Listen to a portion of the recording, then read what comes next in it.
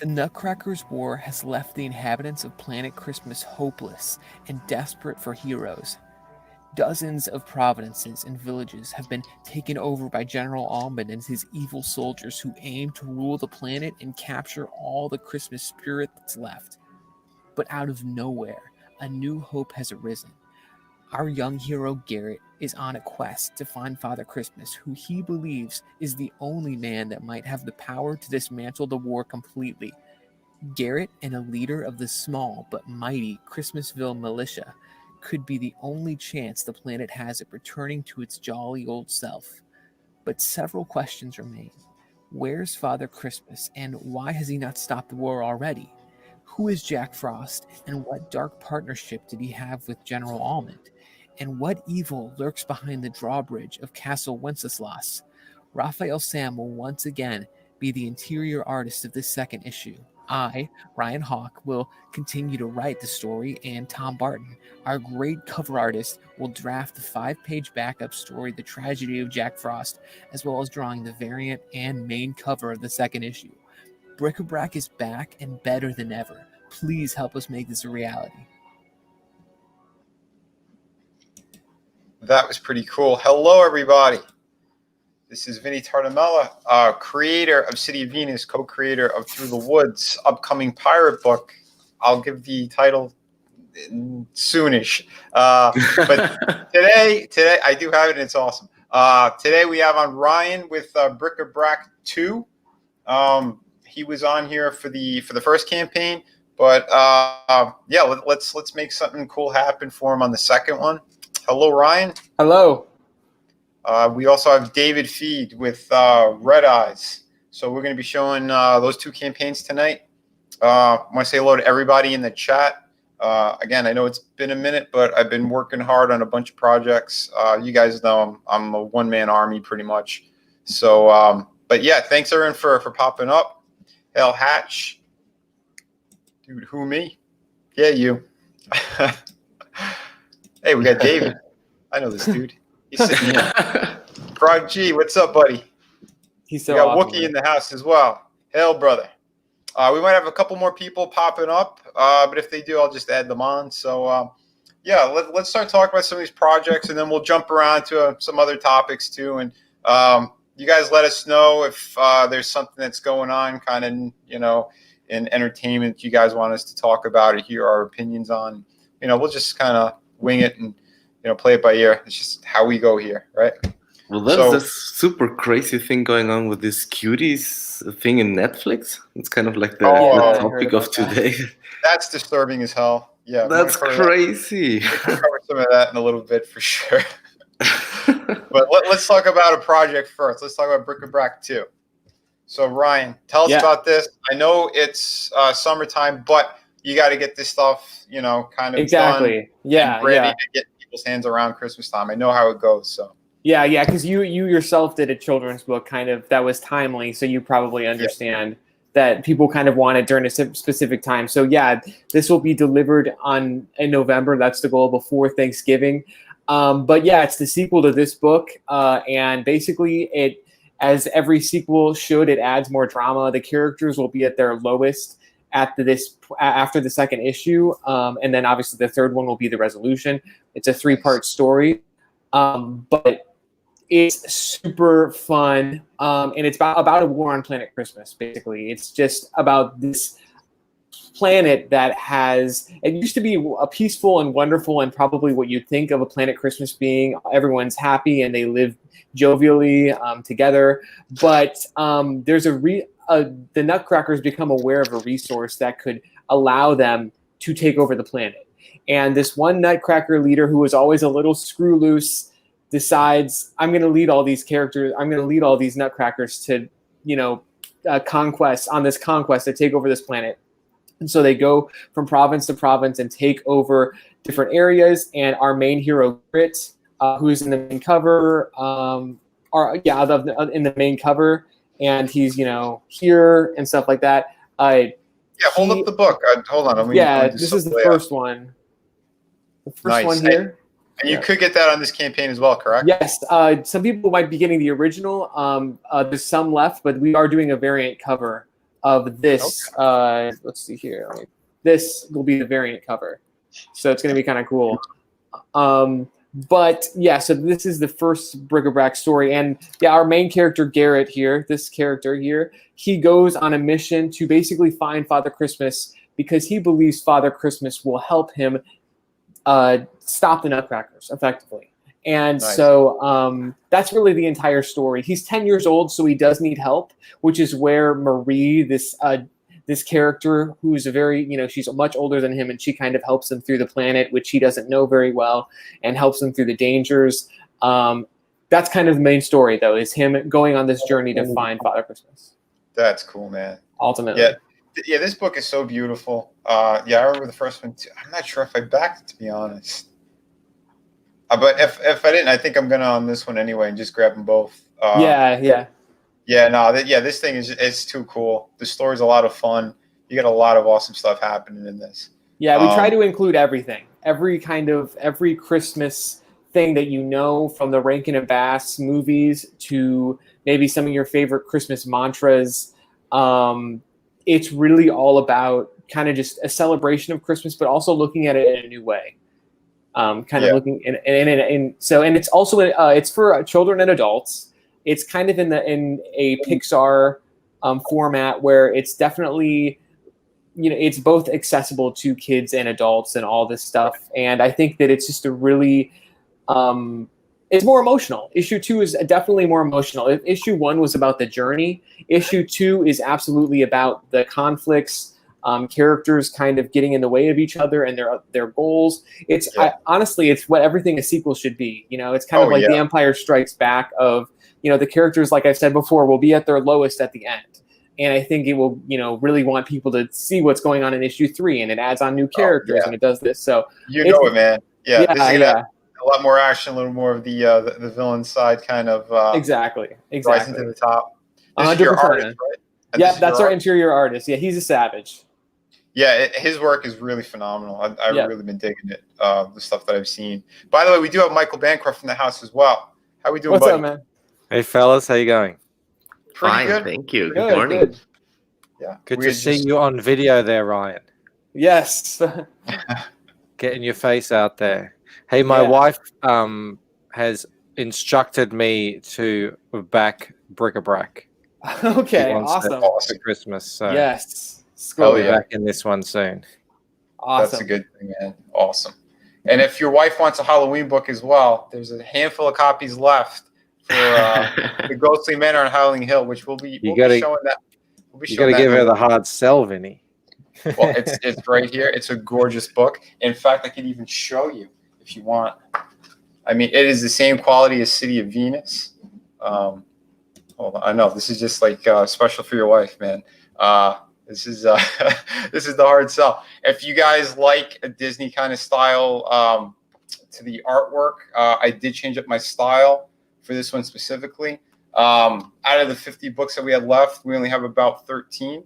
So this is a fun little tale of these 3 little monsters who essentially they get into some mischief on Halloween night. But they definitely they learn a lesson out of it. Again, a lesson, not an agenda. So we're very clear. But yeah, it's a fun tale. My brother Frank did the writing on it. It's all done in rhyme as well. So yeah, this is a very cool one. I think you guys will enjoy it. But yeah, there's only a handful of them left. There's about 13, I believe. So if you guys want to take a look at that, it's on the City of Venus campaign. I just tacked it on there because that's where all my floppies are. So there's 4 different floppies to choose from. You get the 2 art books, City of Venus, or this. And I do have, if you go to checkout, there should be some add-on features. So if you want to get this in City of Venus or this in the art book, you could do that as well. But we'll get back to bric-a-brac. Sorry. Hey, the guy who's doing your colors, I guess he's like a fan of Warhammer 40K. Well, actually, yeah. So with this cover specifically, this guy, he actually works in video games. His name's Tom Barton, and he worked on for League of Legends. He did a comic book series called Olaf Kills Everything or something, or Hates Everything, something like that. And he's really into video. That's his main thing. Is like he did he only ever works on comic books when I commission him to do it, basically. And so Tom, he's doing our backup story, which will give us more, like basically the origin of the war, kind of everything I described. Because with this first issue, we literally kind of just get thrown into it, into the war. But with this issue, we will also get some backstory as to how it happened, who were the main players, and how it happened. But yeah, back to your inquiry. Yeah, basically, he has a huge background in gaming. That's what he wants to do. And so if you follow his Instagram, he has so many concepts of characters, and when he does Inktober, he goes hard. And he just has some of the most unbelievable art concepts I've never seen before. I mean, he loves drawing large, burly characters, which is why he just killed it with, whether it be Father Christmas or Jack Frost in the covers, he just kills it. So yeah, that's kind of probably where you're seeing that influence there. That's awesome. Hey, Jezebel. Yeah, we got some more people popping up. Cool. Always good to see. Hex Allen, we were just chatting on the Mobius stream. How we doing, man? But yeah, no, that is definitely a cool thing. There is high quality for sure on this project. Yeah, the artist, I mean, the writing alone too. Ryan's been, I think, crushing it with his concepts too, and what he's been telling people. It's a good thing. But yeah, tell us, especially for a lot of us who don't have the first one, tell us about these perks and what do you think would be the best one for someone to get if they do want to snatch up both of them? Yeah, so with Indiegogo, I did my first add-on perk, so you can get issue 1 as an add-on for anything you want. It obviously has to be physical, but yeah. So we have a dual, so a bundle for issue 1 and 2. We have a physical copy of issue 2 if you already got the first one, and we have digital options for people who are in the UK or in Europe who I get that shipping can be tough. And then we have a deluxe package, which gives you the exclusive Jack Frost print that won't be printed anywhere else. It's not going to be a cover. It's going to be an exclusive print, and then an exclusive bookmark, and then issue 2, which you can add on issue 1 if you'd like. And, just kind of giving people more options, a t-shirt, the ability to add a character within the book, which people really loved last time. And, honestly, it just adds more of a sense of community in the story, more originality, because we have so many factions and so many characters going to war with each other. It's just really cool for some creativity from the audience and the people who are making it happen to kind of add it within the story. And then the last tier is a sketch, and it also includes all the other tiers. So we try to keep things concise, very simple. Yeah. Yeah, and that's the best way of doing it. When things get way too complicated, it gets very tricky to do the fulfillment parts of things. I mean, speaking from experience, 5 campaigns, yeah, and just a ton more gray hair from it. Mm-hmm. Yeah, for sure. But yeah, no, it's going to be a cool thing. So yeah, anyone who's watching, if you guys haven't seen it, yeah, please snatch this up, help Brian out. He's a great guy and a really good creator. Like I said, he's been on the show a couple times already. If you guys haven't seen, yeah, go back, watch this from the beginning, take a look. We played the trailer right away as well. So yeah, I think this is definitely a cool project. And yeah, if you hit goal, yeah, we're going to be getting this by around November-ish, right? Yeah, I can extend. So I'm confident we'll hit the goal, but I know it looks kind of weird now, but it's like I'm confident we could hit it if we just extend a little bit more. So. Yeah, I think I just have to push really hard. I feel like I'm running out of shows to get on. I'm like, what show do I get on now? It's like, well, it's yeah. The thing is too, it's like with Twitter as well. Just reach out to more people on there. Retweet a lot of other campaigns as well, because a lot of people, they might not be familiar with you if they go on your page. If they're not seeing a ton of stuff being retweeted from other people as well, they might be scratching their heads like, who is this? Where is he coming from? I think we talked about this in the past as well, but it's a little bit more of that, because I know most of us, it's one of the first things we do in the day. We'll start to retweet a bunch of projects. We'll grab a bunch of them that we think are cool, that we want to support, and we start retweeting them throughout the day. Yeah. It's good to do it like that, and reach out to some people, let them know who you are as well.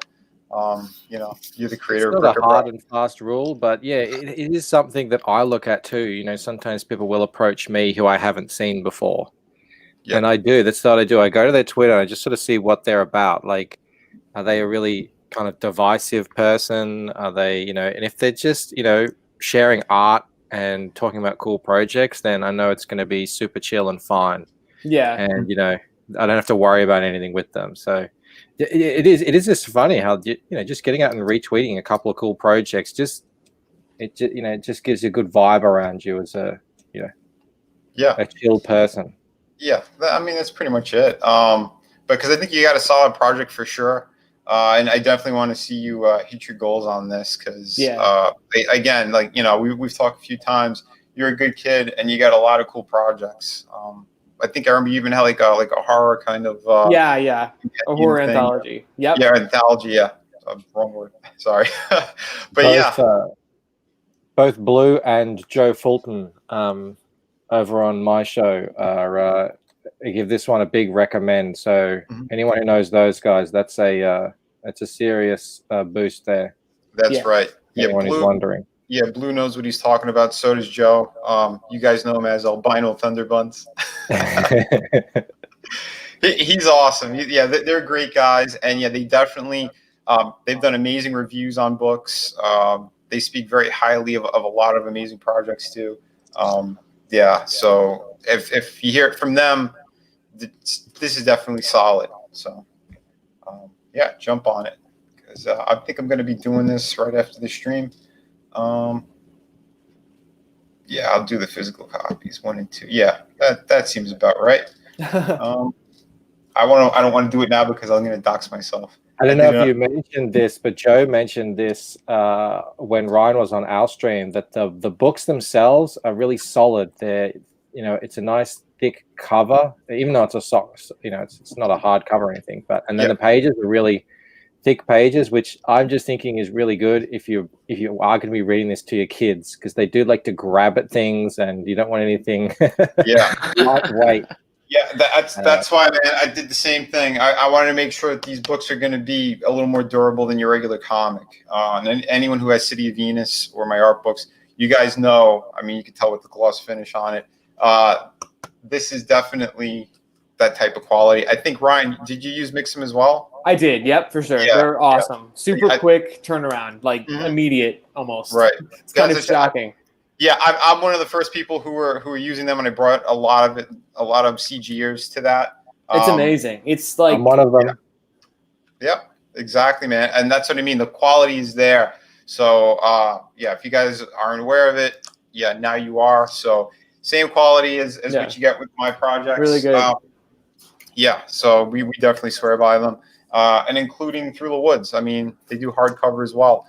So it's the best quality, highest grade paper, all that great stuff. So definitely jump on that. So I think I heard of them from you and from Adam posts who were talking about them, and then went to the website, saw the prices, and I've seen the quality of the books that I'm getting from them. I was like, hey, this is amazing. Yeah, Adam was there for the first couple of streams where I was talking about them, and then he tried to run with it, but he never I don't even think he ordered any books from them. He went with something else. Did he? Yeah, because he's always praising them as well. He's always like, go to the Mix'em website, they're really good. Yeah, he's crazy like that, but I don't know. I swear by them. I think it's the highest quality, so I'm down with it. Michael, let us know, how are things going in Australia lately? I haven't heard from you in a minute. Man, I mean, the weather's nice. I can say that. Even though it's winter here, the weather's nice. Other than that, we're just locked down here in Melbourne. Shit, it's pretty crazy. It's still just as bad over there. Yeah. They're getting. You know what they're even doing now? They're stopping us from leaving. You can't even leave Australia. What? Yeah. No, you can't. You can't leave Australia until I think the end of next year or something. Wow. What? So no planes, no boats, nothing. We're stuck here. Holy shit! Damn. It's like it's going insane. I don't know what is happening. Our prime minister, I think, just ordered 25 million doses of a vaccine I don't quote me on this, but I think it's made in China. I don't know what is happening. And everyone is saying no one's going to take your stupid vaccine. I don't care what you. Yeah. Anyway, yeah. What are the side effects, right? Sorry to bring it all down, but yeah, it's just gone nuts down here. I don't know what's going on. Yeah. I'm just here in my room, just trying to make good comics. Just. Are you at least getting mail? Is it still being delivered? I haven't got a single CG book in, I don't know, 2 months, and there's probably about 4 or 5 that should be here. Holy I haven't hell. even gotten Replicator. Dude, so hop in the car and go take a drive. I can't. We're not allowed to go further out than 5 kilometers from our house. Oh my god! God damn! What the hell? Yeah, there's like. Is there another I crazy don't know outbreak? the full story. I don't know the full story, but someone like the cops actually shot into a guy's car. I hope they didn't shoot at Liam. No, Liam's fine. I was chatting to him last night. Yeah, you get like crazy fines if you're caught outside without your papers and like a purpose to be where you are. Jesus. This sounds like worse than Nazi Germany. It's like, Yeah, right? You need your papers and the purpose, and not 5 kilometers away from your house. Like, yeah, didn't excuse Liam? me? Didn't he have photos of him at the beach? I thought I saw that. Yeah, he's in a more sensible region of Australia. Okay. Oh, it's specifically where you are. Yeah, but sort of. They stopped a kid in another part. This is up closer to where Liam is. They stopped a kid from getting his, like, he's on a dialysis machine or something, and he needs to get regular checkups. So he needs to go to some hospital, but it was just over a border. He lives in the border of 2 states, and they're like, "Nah, you can't do it because you can't cross this border." Over a border, his border is closed down. So this kid had to. He missed his like vital, kidney and analysis checkup thing. It's Jesus. It's really getting insane here, and like I don't want to downplay any of the deaths or anything, but we're talking. I don't know what the deaths are at now. We're talking a couple of hundred probably in all of Australia for the whole thing. Yeah. Wow. So it's not like we have some, thousands and thousands of deaths. So everyone's like, okay, yeah. But they're getting extra strict and lenient. I know that New Zealand, they said they was practically cured, and then there was just a case that popped up out of nowhere, and an entire family got it. Yeah. They caught the thing, and then they shut the whole country back down again, just like straight lockdown. Jesus. Well, so the kid died, but at least he didn't get corona, So. Yeah, I don't think he died, that kid. Luckily, gotta see the positive in something. But still, I mean, what the hell? I know that there was a mother who just had a baby, and they had to rush it to another hospital on a helicopter, and then they stopped. The mother couldn't go be with the baby because it was in the other state now. It's just insane. Oh, Any cheery stories out of Australia? Any what? Cheery? Yeah. Yeah, let's bring it back up. Let's stop talking this silly stuff. He's like, yeah, then there were 5 dogs that were brutally murdered. We can't find the guy who did it. Yeah, like I said, the weather's really nice. I don't know what's going on. This is usually freezing, raining, cold, and it's just really nice. You can walk outside in a t-shirt. It's really sunny. Oh, nice. Here's something I can show you. Actually, I don't know if I should, but hang on. I'm going to turn my camera on for a second. I'm not at my normal spots. That's why I don't normally have my camera on. No problem. We won't laugh. Here it is. All right. My wife got me this for my birthday. It's a French. This is my favorite French graphic novelist guy. He's also a concept artist, and this is his pirate book. And I thought you might be interested in seeing that. I mean, it's probably going to be a very different style, but it's really cool. I wanted to show you actually like he does really cool landscapes. And now that I'm saying that, I'm not going to be able to find any. What's the artist's name? Mathieu Laufray. But yeah, this is a really cool book. I've read it before digitally. I couldn't. You can only get them in France. And here you go. He does like painting wow. style as well. Yeah, that's beautiful. Yeah, he's an amazing artist. Yeah, but he also does more like. Yeah, dude, that's killer. Yeah, it's great stuff. So I'm gonna hunt this down. you can find it digitally. I think even just on Comixology or something. But I was very lucky. My wife. This is what French comics are. You know, Yep. this is why I always say like the French are doing Comicsgate without being Comicsgate. They're Exactly, because the putting way out. I look at it, yeah, it's independent, right? It's another form of being. I mean, I know they're diehard comic skaters, but like I said, I'll have on people who aren't comic skaters as well, as long as they have the same kind of sensibilities of like what we're doing. I mean, because it is all indie stuff, and that is the same thing with Through the Woods, man. It's Yeah, same thing, just like that. hardcover, big book, just like that, done the same way, French style. That's the way I like to do it. You know, if I have a completed story, that's what I'm doing. And like my future projects, like I'm sure once I do collected versions and stuff, I'll probably end up doing something similar. But I have to hit a certain number. That was done special for the fans because it was my 5th campaign. You know, and I get as tight and as close as I could with the budget, where I was like, all right, we could do it if we hit a stretch goal, and we did, and we surpassed that. So that was awesome. But yeah, typically it is difficult to do that kind of a book. Yeah, well worth it though. Well worth it when it's all said and done. Hey, I I think wanted to show they off. call them albums in America, no? This style of comics.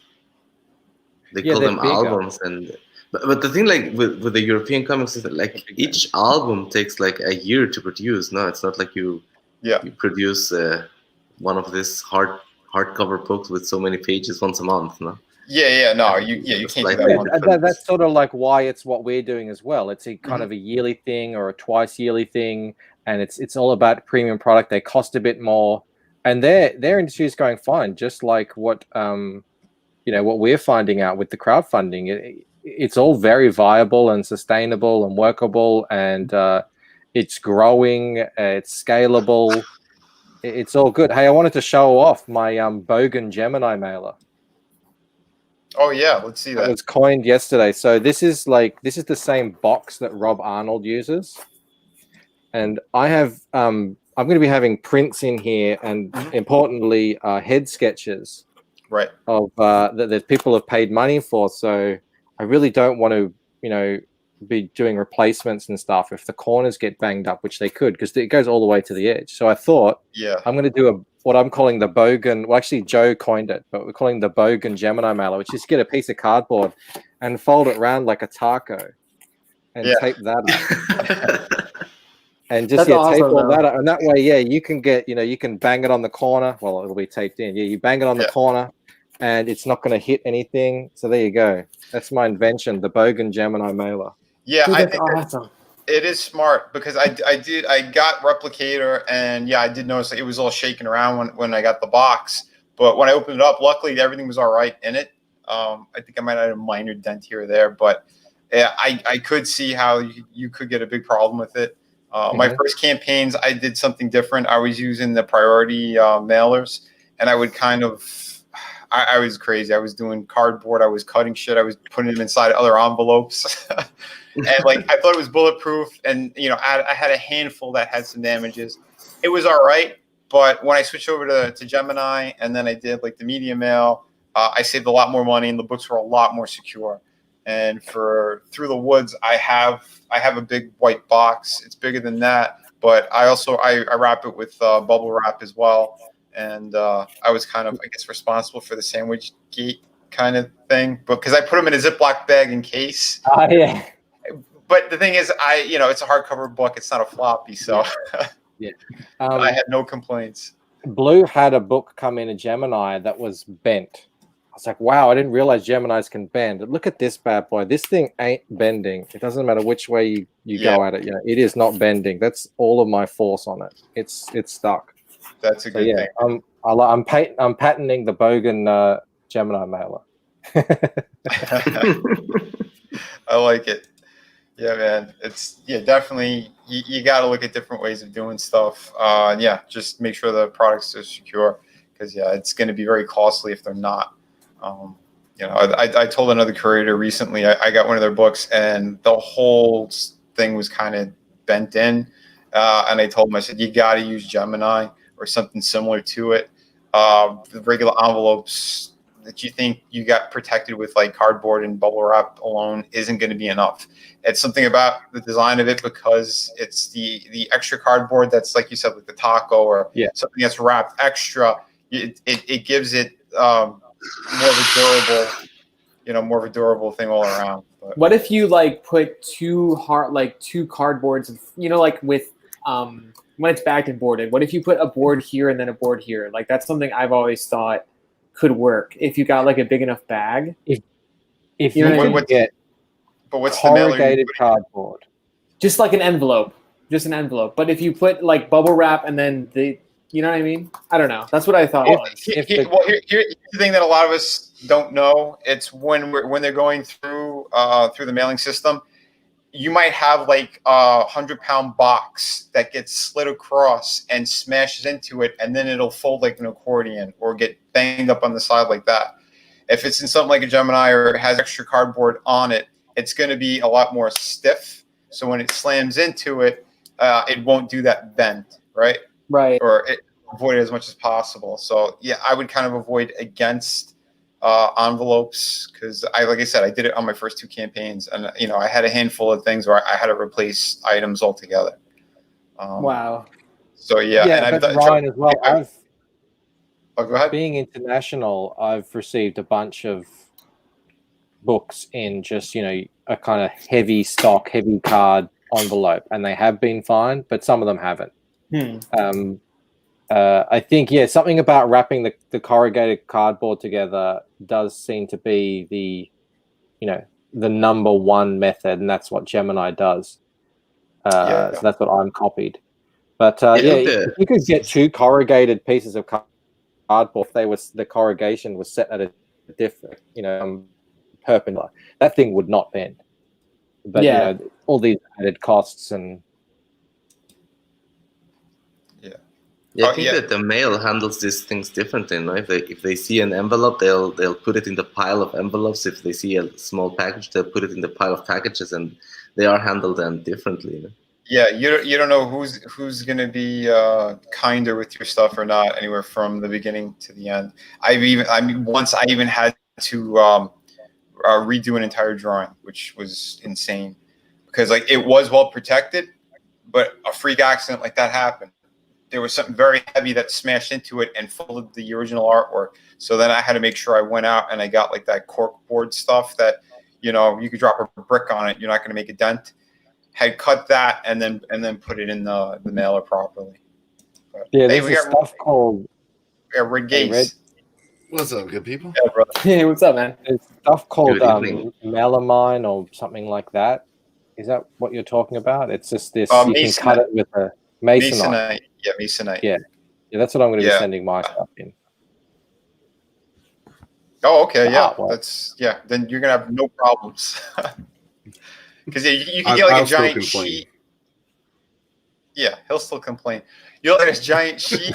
I think it's like $3 or something, and then you get it all cut up. So it's a good thing. But hell yeah. So Red, where you been, buddy? I'm a lazy American. I was napping after work. Oh, well, you need your beauty sleep. Of course. It's all good. But we do have other projects to show as well. And I do want to get to Red Eyes in case, because I know it's getting kind of late for David where he is. So I want to make sure we cover this properly as well. So, buddy, you want to do the trailer first, or you want to tell us about it? Oh, we can do the trailer first. It's only 30 seconds. Oh, beautiful. All right, we'll do that. Red Eyes is the tale of Farron Fair, son of the general. Farron's cruel ambitions have sullied his father's reputation and jeopardized the insurrection movement. Facing death for his sins, he's drafted into a mission of penance instead. Farron will learn and come back victorious, or find a hero's death for the glory of the insurrection. Episode 1 is a 46-page graphic novel full of fantasy, action, and a story of redemption. Only on Indiegogo. Dude, that was awesome. That was awesome. Perfect. Nicely done, Succinct. too. Hell yeah. So I'm muted. Sorry. Thank you. Dude, yeah, no, it's all good. Yeah, so how Short did and sweet. this project even come to be? Like, where'd you get the idea for it, the inspiration? Also, the idea is something I've been working on since I'm high school, basically. It's a fantasy story that I've been cooking for like forever. And I think when I saw your boy Zach doing his in Iron Sights and, creating a comic with the help of Indiegogo, I was like, damn, yeah, I want to do the same. And so, I started looking for artists and people to help me, and that's how it came about. Cool, man. Hopping aboard the CG, and so. Yeah, but that's cool, man. Community, that yes. Well, yeah, since high school, you had that kind of floating around. I know there's a few projects that, I was the same way. Like I had them kicking around for since around then, and then eventually started developing it more throughout the years. That's what happened with City of Venus. Like it's a story I had in my head for a long time. I wanted to tell, and eventually, it evolved into what it became. But yeah, don't worry, sequel is coming. Just so everybody knows. And I think it was when it started, it was like a world-ending story that spanned over many, many, many episodes and seasons. And I think around 2013, I went into this small online competition to write a book in 1 month, NaNoWriMo. Yes. And that's when I wrote like a first season in one book. And that's what consolidated the story for this first story arc, which is going to be probably like 4 episodes or 4 or 5 episodes of 46 pages. That's very cool. And man. This is like a very concise, how to say, a story with a beginning, middle, and end, with a proper end. And then, depending on the success, maybe we'll go to season 2 and so forth and so on until we get to this world-ending event that I planned for the story. But anyway, so this episode 1 is about the story of a fellow called Farron. He's the guy in the middle there in the cover, the blondie with the mohawk, and he's the son of an insurgent leader. And because he's the son of this general, he's kind of a spoiled, rich asshole, and he screwed up too many times, far too many times, and he's basically sentenced to death. And he's put in front of a choice: either you get hanged or you go on this very peculiar mission with this other 8 fellows, 8 heroes. And so of course he goes, no? And it's I was inspired by the Dirty Dozen also.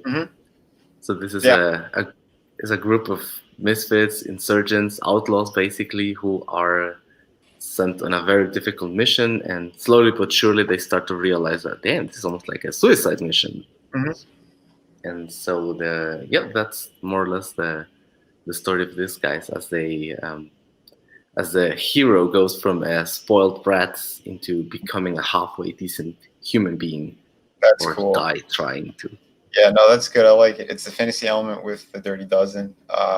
Yeah, I dig it, man. That's going to be cool. And this is 46 pages, you said? Yep. Nice. That's a good solid number. 40, probably 48. Like I'm learning all this stuff on the go. I just jumped aboard and without, with the attitude of, okay, let's just go and do it. And I'm, learning all this stuff on the go. Like it's good to have your books in, the pages must be in, let's say, divided by 8, because that's good for the printer. So it's probably going to be 48 and not 46. Yeah, no, that's good. If you can tack on extra too, yeah, why not? Because even City of Venus, I know it's going to take a little time because I'm finishing up the pirate book first, but I'm going to be making that one closer to that number as well. All my projects, if they're like single issues like that, the floppies, they're going to be about 48, 50 something pages. I want to give something a little bit more for people to sink their teeth into. So it's, the wait is going to be well worth it. Dude, yeah, Hatch, yeah. Don't worry, you're not going to die. You'll get that book. Don't worry. And like I said, I have some very cool concepts and ideas I'm already fleshing out here and there. So yeah, don't worry, it's coming and it's going to be fucking awesome. I'm getting hyped by this pirate book that you're talking about. Yeah, I think. Oh, thanks, man. Yeah, like Is there I said, a name for it? yeah, I have a name for it. Again, when I'm ready to do the sign up page, which is going to be maybe another month and a half. You're going to know more about it. But Hatch is gonna die. Yeah, Hatch, don't die. Hold on your death for a while. Wash your hands, wash your balls, wear your mask. But yeah, no, I might show some more pages tonight. We'll see. But yeah, you're getting closer to your next stretch goal here. I see. It's a secret, still a secret. Well, let's unlock that secret. Unlock the secret. Right. I'm cooking on it still. Oh my goodness. Come on. Yeah. Well, Hatch is still with us. Don't die, Hatch. Hold on. Just go back at 36. Yes, Isabel. She was super nice and backed me on a stream with the. She's awesome. Yeah, she supports so many projects. Yeah, I gotta thank you as well. I think this week they had done the stream with Carla, the Powerpuff Girls, and she literally opened up the Ghostly Manor on stream as well. And I was really happy to see that and all the kind words that they said. So thank you, Jezebel, and everyone else who was giving nice praises towards the book, including Shay. Which maybe I should have sent her a link before. I don't know. But we already started, so we're here. But yeah, this is some great stuff. Like I said, we have really cool projects. Back what you love. I mean, that's what I've always been saying. If you see something cool, you want to back it, go for it. I'm not a person who says you got to be strict, one way or the other. If you see something cool, you want it, show some support. Especially if you see the creators are good people and, they're looking at things the same way. They don't want agendas in their stuff. They just want to tell a cool story, a fun story, get these projects in your hands, continue to keep our entertainment entertaining without all the horse shit. That's why the people I have on, I always kind of look at them on that level. If I see people who are cool like that, that's who I want to invite on my show. That's who I want to talk to. Those are the projects I want to push. I'm not down with what's been going down everywhere else. It's kind of driving me crazy. I know everyone talked about the Wonder Woman stuff. It's really, they're just trying to get under people's skin. I think it's important for us to just ignore that nonsense. We know we're not going to buy that stuff, so let's support real creators. The real indie scene is what we're doing. Indiegogo, they've been helping us out with all this stuff. I think they're the best platform to get these really cool projects out there. So that's what we're about. Yeah, this Wonder Woman thing, it really seems like a slight against customers more than anything else. Yeah, it's the same thing with like that safe space and all that nonsense that they were doing with Marvel. I forgot what the fuck they were called. The New Mutants, was it? I don't know. New Mutants? Yeah, come on. They're all regurgitating the same dumb shit to piss people off, just to, get attention on them. So you're going to go on the site and you're going to look at their other crap and you buy their other products. That's all they wanted. They don't care about those things. They care about selling toothbrushes, socks, bed sheets, shit like that. That's where their money is really made. The Hollywood side is hemorrhaging right now because of the beer virus, whatever you want to call it. So yeah, they're looking at different things, and right now streaming is the next big thing. So like David brought up as well, there's that weird shit going on with that show Cuties on Netflix. It's like, come on, now they're trying to keep that horrible, evil shit going. Excuse me, who wants to see little kids twerking and dancing? And that's creepy. That's some creepy shit right there. And it's those weird parents that are pushing that, and then these people who are greenlighting it. It's ridiculous. It's poisonous. That's what hurts society.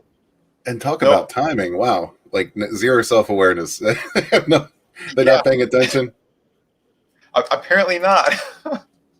No, and apparently this movie, I thought this was being like produced, and it was just like an idea, and it was just a poster, and people were, like starting to say something about it. But apparently this is a movie that's already made, produced, and showed in festivals around the world, and some people have been praising it as like, Are this you is kidding me? insane.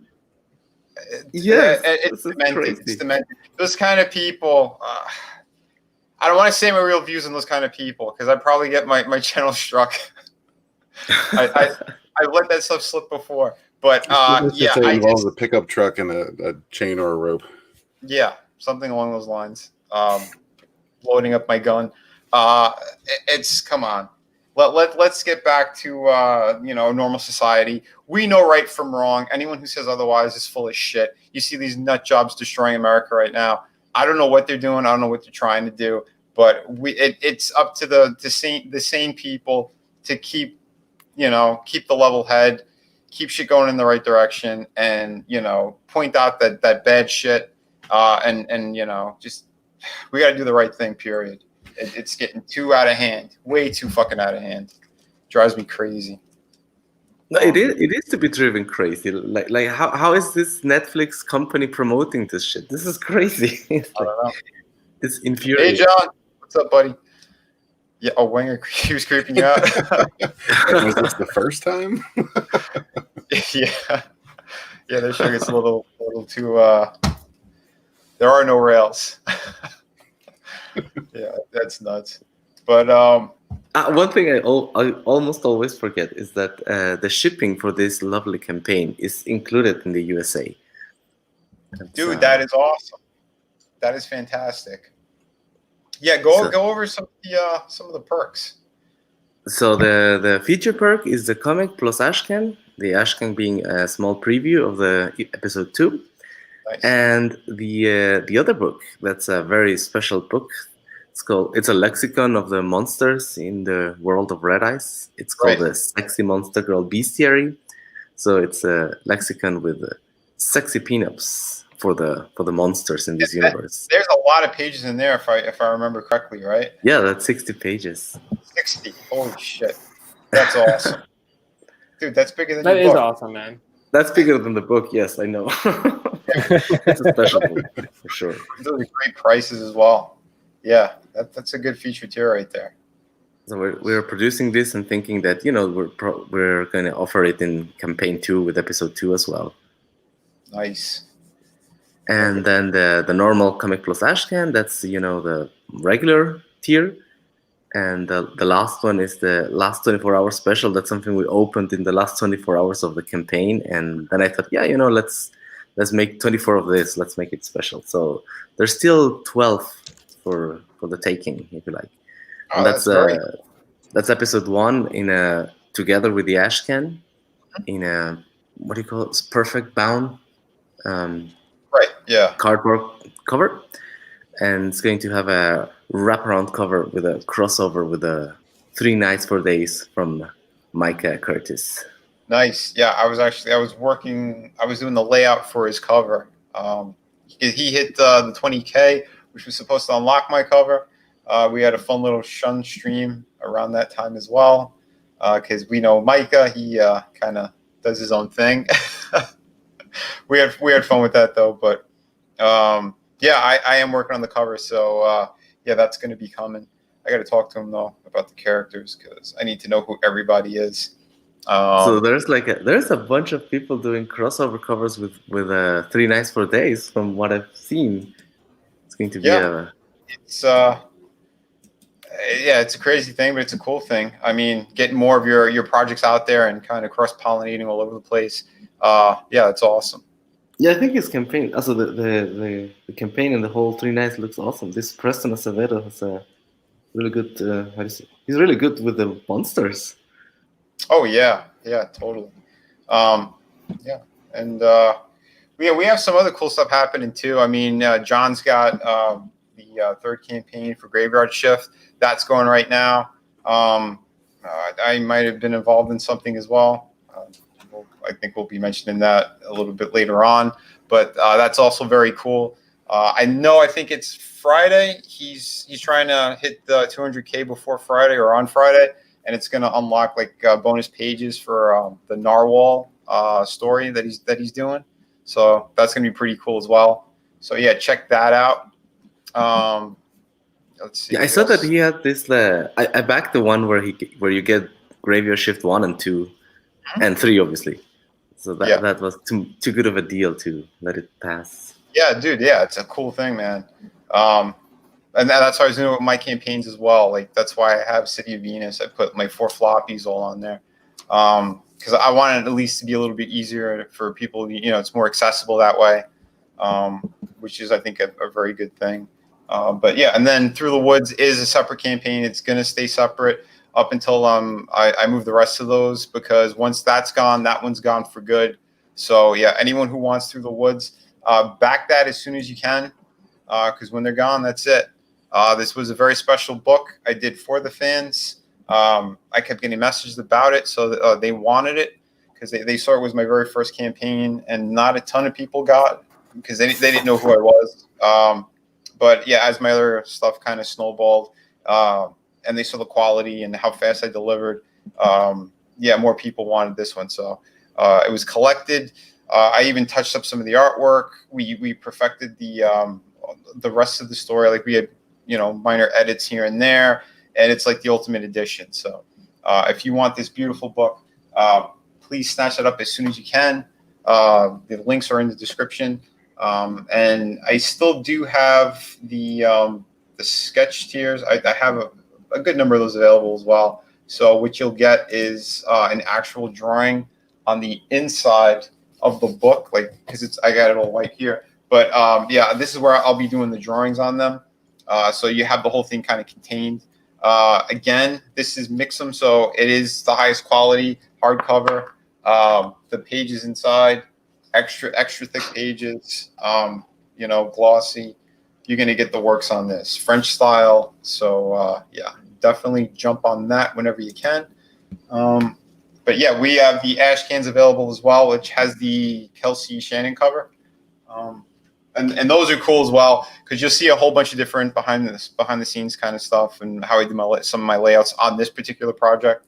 Each project I do is a little bit different. The pirate one is more traditional, so I have like the full 11x17 pages and all that stuff. And I'm going to be making some more artwork more available. So for those who want original artwork, yeah, I think those will go right away, because I don't really sell those big original pages. So this will be one of the first campaigns. So keep an eye out for that. I'm going to be putting the sign up either end of September, middle of October, somewhere around there is when I'll start to sign up for it.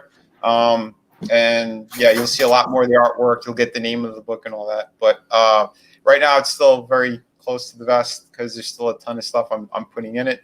More than half the book is complete. But yeah, you're going to get a fun tale. And then after that, I'm jumping back into City of Venus 2.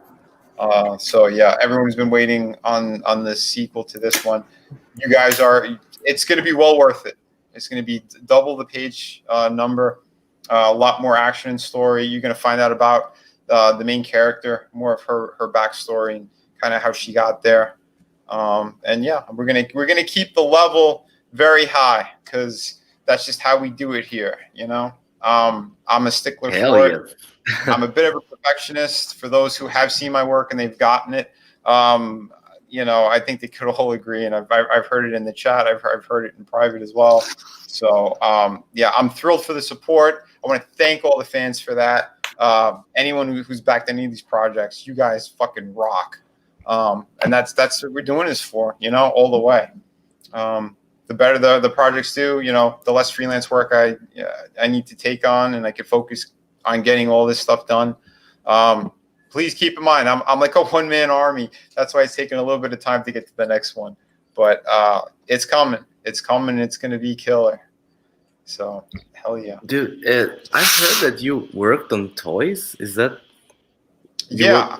On McFarlane Toys or something like that? I was the lead designer at his toy company. Worked on a bunch of projects. Oh, yeah. Todd's interesting. Oh, my goodness. Wow. He's a bit crazy. There's good and bad in him, but I'd say he is fantastic with fans.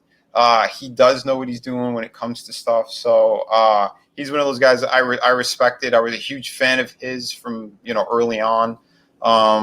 Yeah, it's really cool. And yeah, even when I left, my replacement artist was Greg Capullo. He had done some of the design work after I left, and we talked about it at a show we were at. We were convention neighbors, and I'm like, "Oh, so you were my replacement?" And he's like, "Yeah, I actually was." Wow.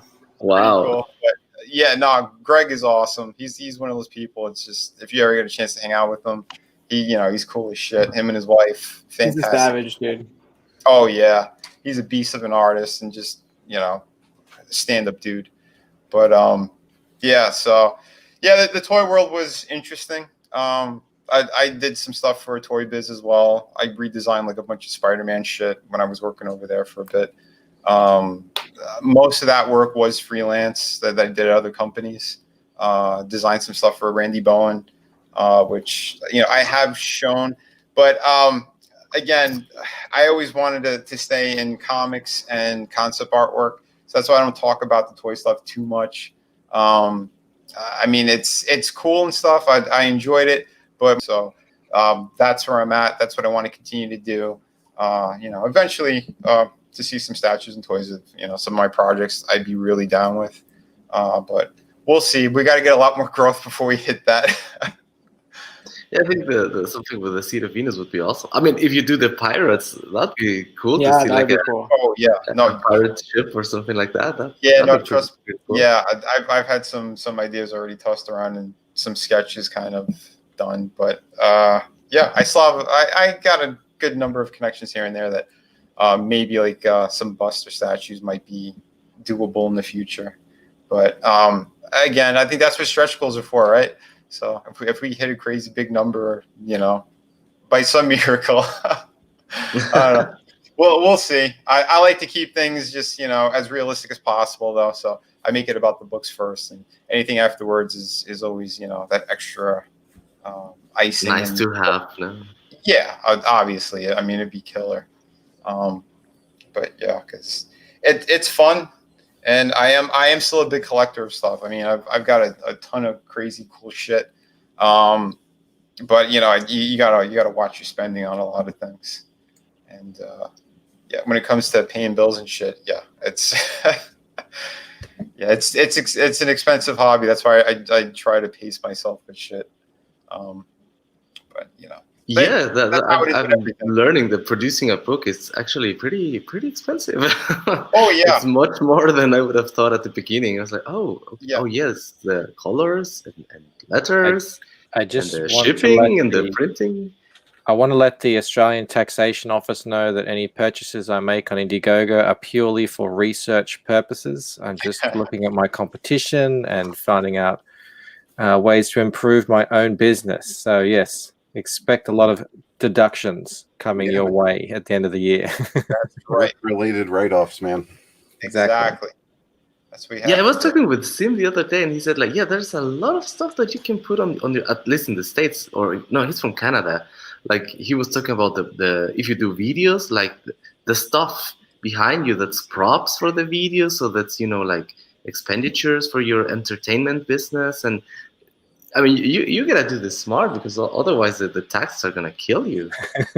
I'm gonna start putting all my groceries behind me. Listen, all you gotta do is start doing grocery reviews on YouTube, and you're good. Oh, there you go. Yeah, That's a business. I was asking Liam. I was saying, do you reckon I can write off the whiskey? Now people have started sending me super chats for whiskey, so it's become part of the show. And he said, I don't know, I think it's something to do with the alcohol. We have regulations. I was like, no, it just feels like I should be able to write it off. It's part of the show. Yeah. Oh, that's why so many people are doing mukbang videos. Yeah, totally, man. Just Hatch, possible. Yeah, I might be doing another pinup. Each book, like in the back of the books, like this is the back cover of City of Venus.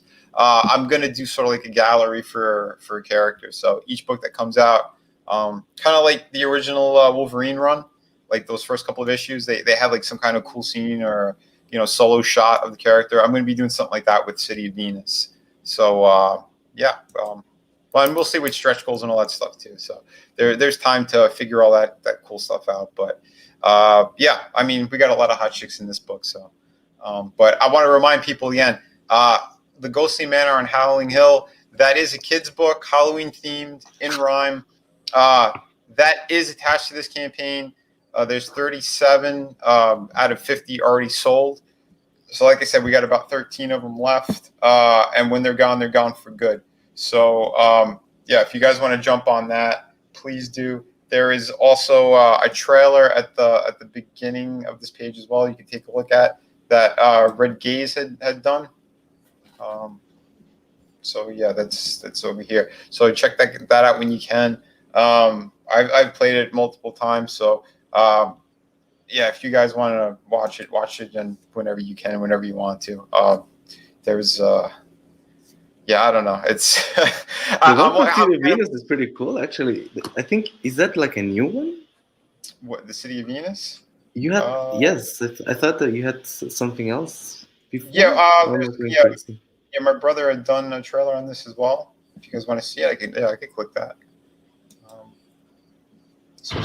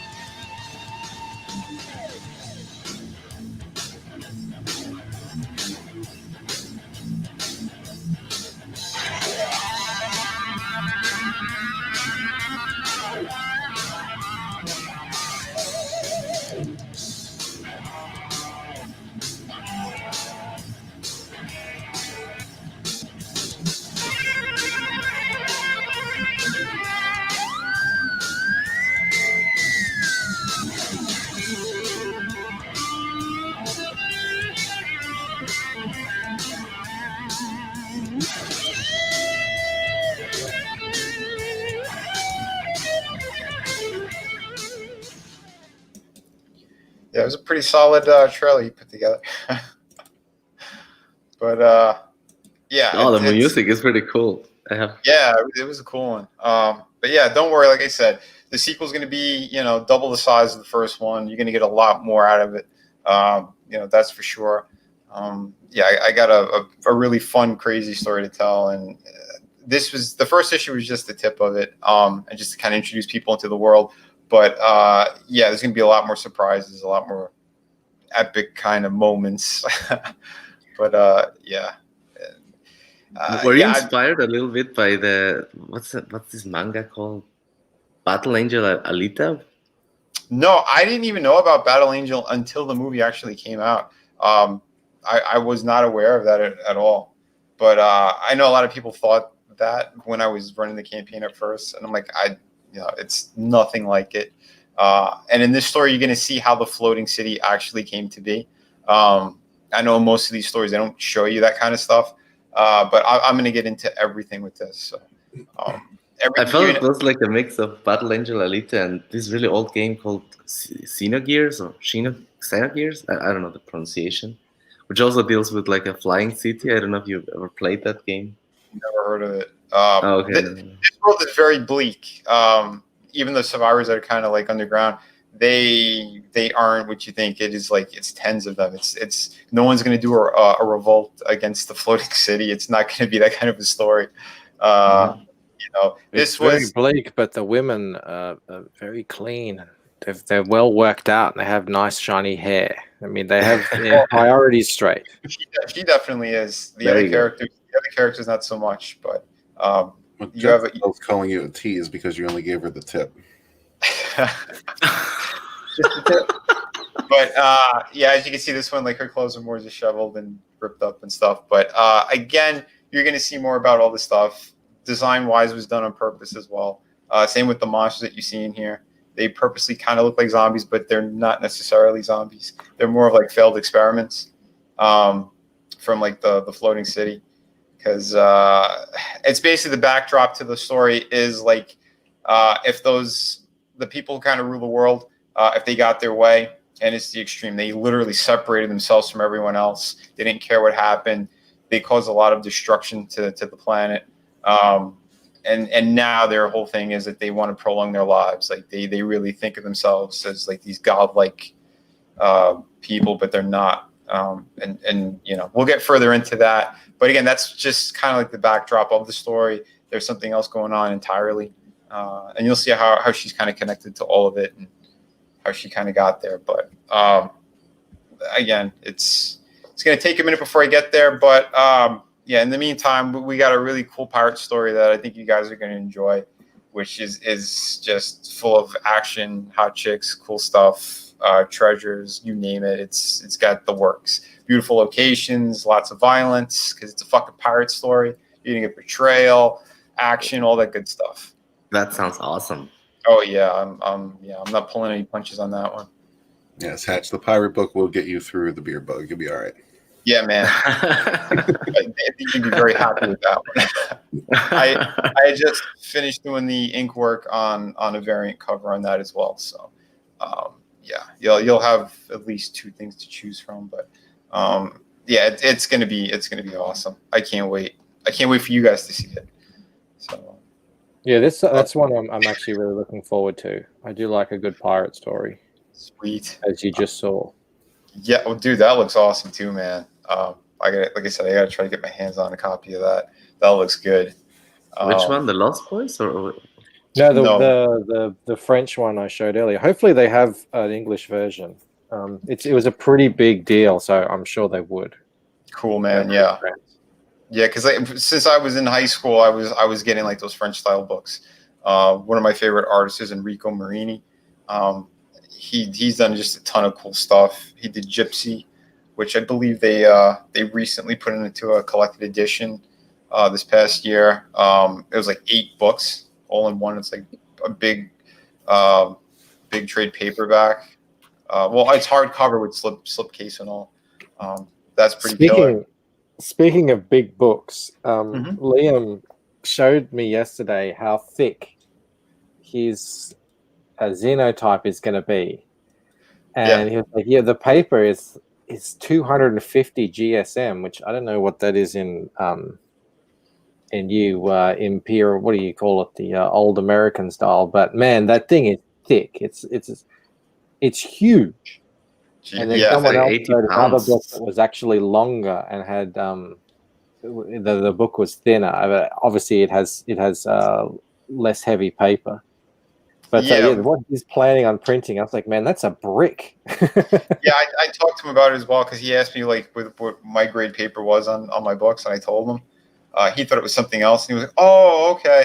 And I think he pulled the trigger for the highest quality, so it's going to be a big book. Yeah, he was saying like everyone was complaining that he's not doing Gemini mailers. I don't think these books are going to bend.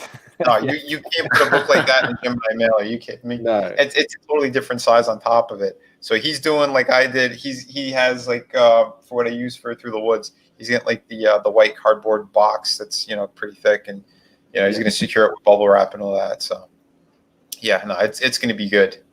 It's like Lord of the Rings. Yeah, I can't wait for it. It's going to be awesome. Oh, me too. Yeah. I sent him a link, but I think he might be out right now. I don't think he's around. But yeah, no, Liam's always welcome. He knows that. Same with Scotsman. I believe he's working though right now, so he's at his other job. But yeah, like I said, we got some great stuff. And speaking of some more great stuff, we have Sunsworn, Edge of Annihilation. Pretty great. Good choice. Yeah, man. You're $1,040 away from unlocking that audiobook. Yeah, man. I hope it happens. If you guys don't know about it, Red's going to tell you about it now. Oh, right now. Yeah, man. 15K Go. will unlock an audiobook version of the greatest space fantasy adventure of 2020, which is Sunsworn. Shit. Yeah, it's been a while. Yeah, if you haven't if you haven't checked out the first 3 chapters, do that. They're available for download on this Indiegogo page. Yeah, we start with a pirate incursion that leads to events that turn the galaxy on its head, and it's up to Aster Sunsworn and his companions to save the universe, man. All kinds of cool shit. That's going to be the first in 6 books, series of 6 that will just lead you on an awesome epic adventure. And we're also going to be throwing some comic campaigns in between, so keep an eye out for that too. Got some great artists on this for the visual companion. The featured perk is the novel along with a visual companion. Just commentary art, just an introduction to the universe of Sunsworn. And yeah, man, I'm really excited about it. We got pretty much all the bonus material ready to go. Just finishing up the book and the visual companion, and they'll be off to print shortly. So yeah, don't dick around because I can't leave that audiobook option on the table forever. Yeah, it has to happen soon. So let's make that happen. This project's killer. I'm a huge supporter of it. I did the cover for this. I did a couple of art pieces for the project as well. It's because I believe in it so much. Red's an awesome guy and a great friend, but this project alone is just something I'm really down for.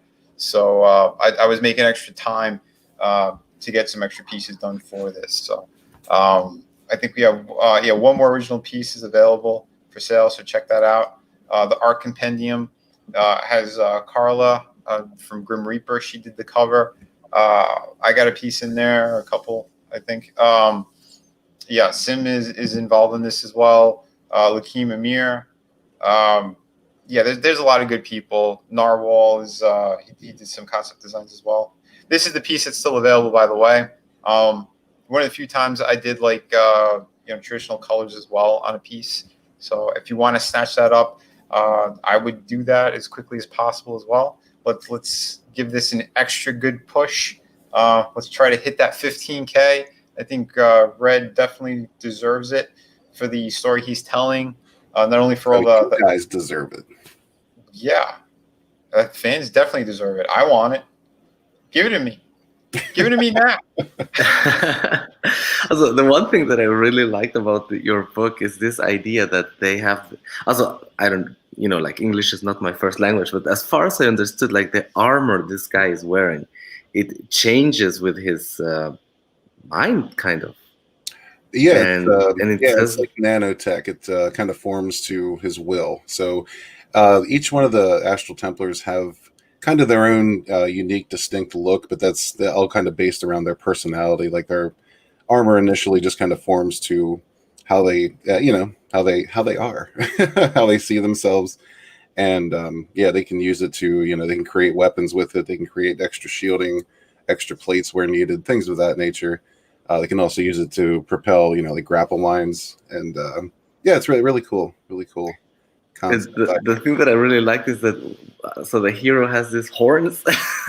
It's like we're talking about a space story, and he's like, "No, I want some horns or intimidation points or something." Like, damn, that's awesome. It is. It's a fun character. Realistically, if someone presented you two helmets and one of them came with horns and without, what one are you picking up? I mean, let's all be Right. honest with ourselves. Also, if I go to battle, the one without horns, obviously, because I think it's like a huge disadvantage in like, you know, realistic battle. Have you, David? Have you never seen the the Maoris down in New Zealand doing the haka? Yes. You know, the battle is won before it begins. It's all in the mind. There you go. That's why you have to back Sunsworth.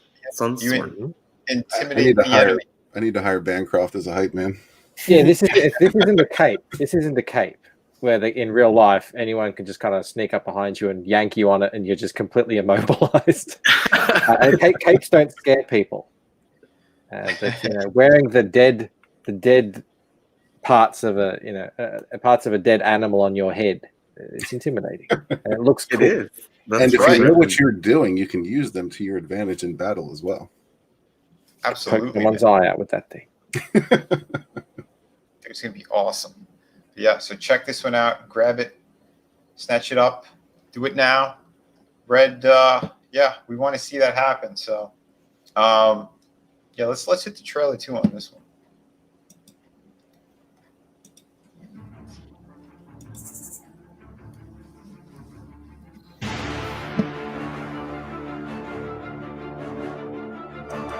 After centuries of peace, the Astral Union is faced with a galaxy-wide threat from a foe long forgotten.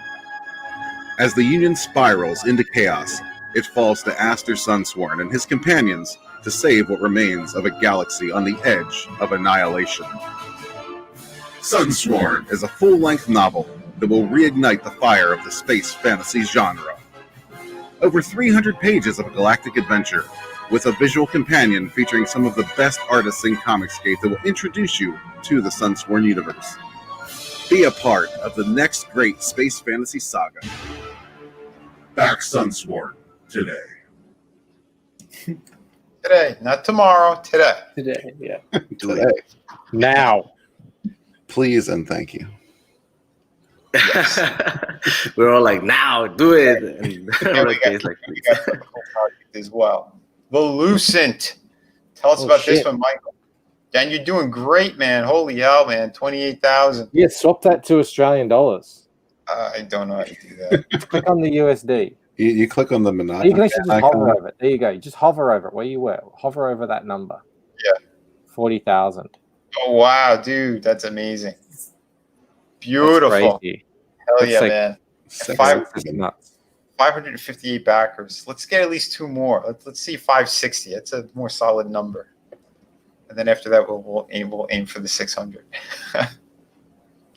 Yeah, these numbers are crazy. I mean, I don't know if I say it enough, but I can't thank everyone who's come out to back this enough, because my goodness, I had no inkling ever that it would, would be sitting here talking about these sorts of numbers.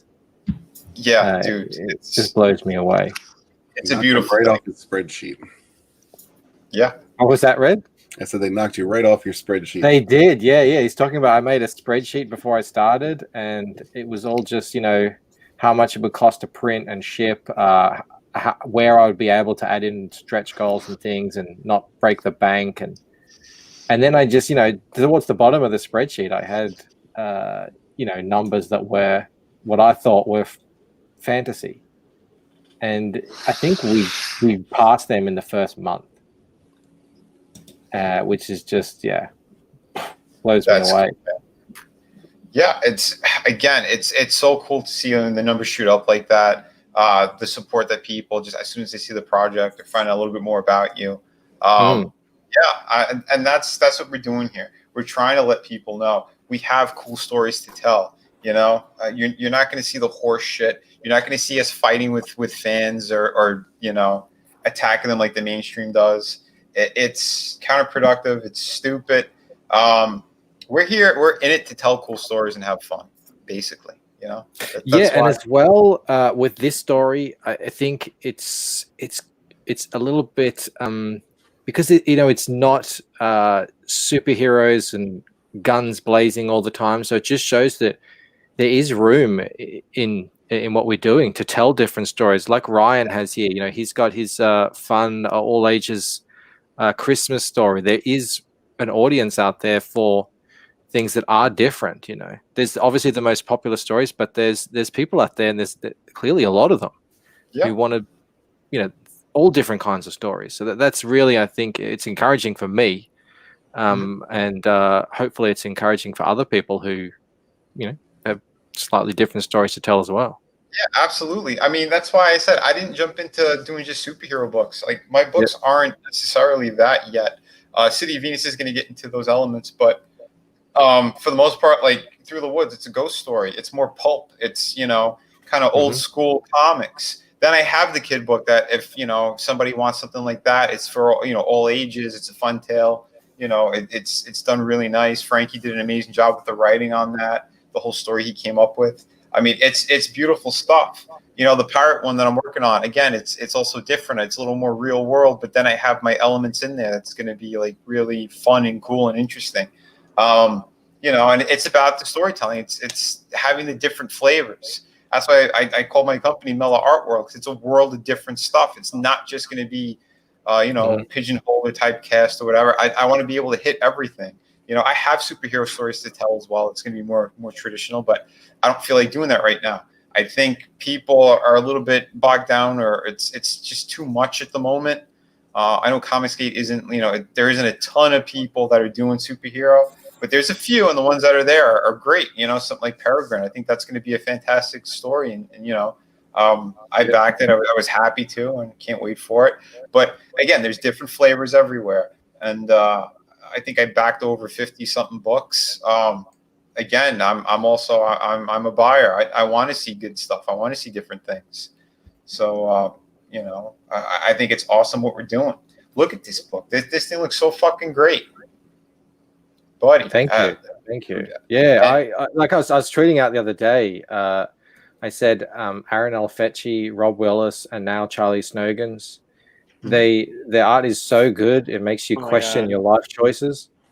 But you know, your art is really good. What the hell? We each have our own styles, and yeah, but just sometimes something comes along that I just sit there staring at and just questioning, like, how is this possible? But yeah, a lot of people have liked my colors and the art and everything, so that's fantastic. And you know, I'm still learning as well. This is my first book.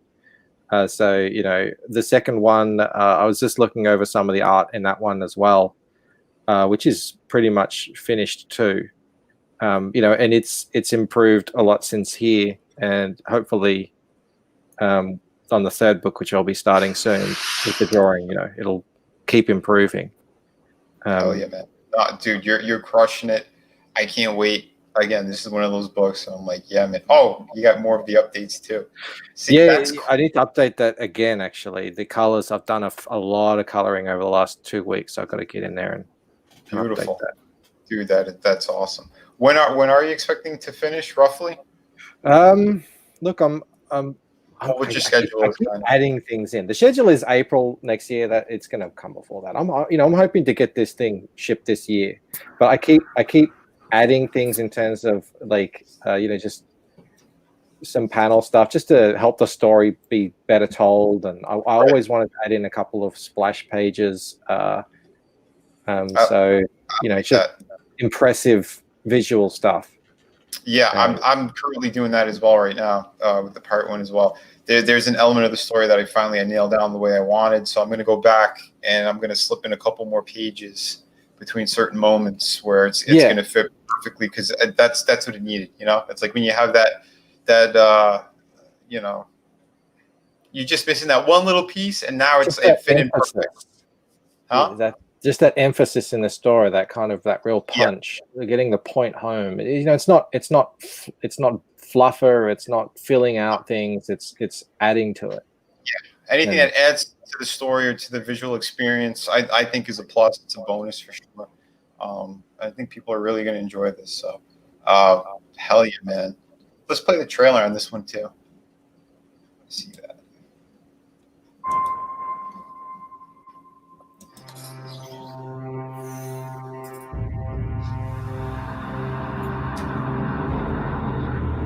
When dreams and reality collide, a life is turned upside down.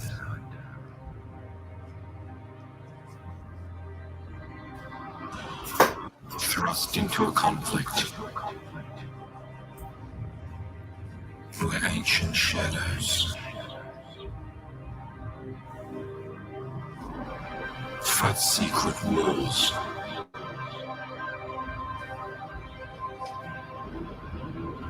For control of the future. Her allies hide in plain sight. But so do her enemies.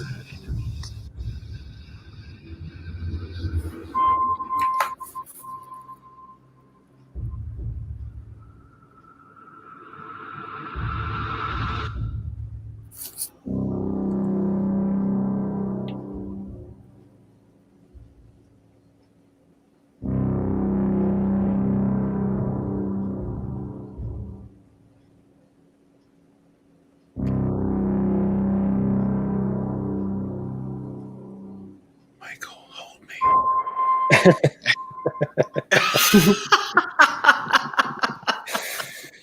I'm gonna hold us all.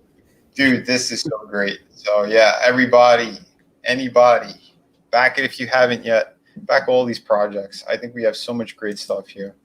So we got 2 kid books already. We have Bric-a-Brac, Ghostly Manor. You have which is your cerebral, awesome, fucking cool story. You have a futuristic kind of superhero element, post-apocalyptic, dystopian kind of future. I got everything in there. We got Sunsworn, your replacement to Star Wars, because that's what this shit's gonna be. It's gonna be fucking epic. Yeah, grab it. You know, we got Red Eyes. This is another crazy cool tale. Yeah, man, so much good stuff. Ghostly Man, or Through the Woods rather. Your ghost story. This one's again one of those kind of old school pulp ones. So if you haven't, please back these projects. If you guys do want a sneak peek, maybe I'll show you a page. Yes, of the pirates. Yes, that'd be awesome. Yeah, pirates. I'll show you some pirates. Yar, show me. Just the tip, Benny. Just the tip. Tip. I don't know if I should do the iPad. I don't know how many people have seen this one or not, but I'll show the old famous stab in the eye. Where is my share screen? Bam. We got a pretty cool page. Well, here. it looks good, dude. You look awesome. Thanks, man. Yeah, this is going to be one of those fun tales. Lots of action. We're going to have some crazy violence as well. Ouch. Hey, Vinny, can you scroll up a bit? Yeah, what do we need? I love this battle. This is this guy like with a pipe. Yeah. Excellent. I love that. It's going to be great.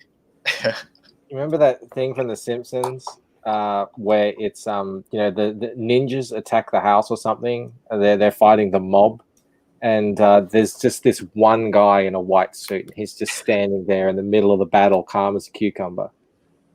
And you know he's about to do something really cool. Right. Yeah, it's definitely a similar vibe, that's for sure. But yeah, like I said, guys, I'm working my ass off on these pages and on this story. I think you guys are all gonna dig it. So yeah, we're gonna get some cool stuff. One of the main characters is female in this book, so I guaranteed some nice booty, including pirate wenches. So I'm gonna be getting to those pages pretty soon as well.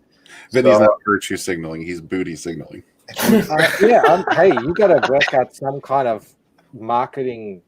Get like a tagline there with the booty, Yeah. Booty is a very pirate word. So you gotta like mix it in there. Well, for all we know, that could be the whole title, just bootay. Yeah. Well, I'll hit up Michael, and we're gonna bring from some marketing plans. Booty on the Bounty. That's the sequel. Pirate Booty. I mean, there you go. Pirate Booty. It's writes itself.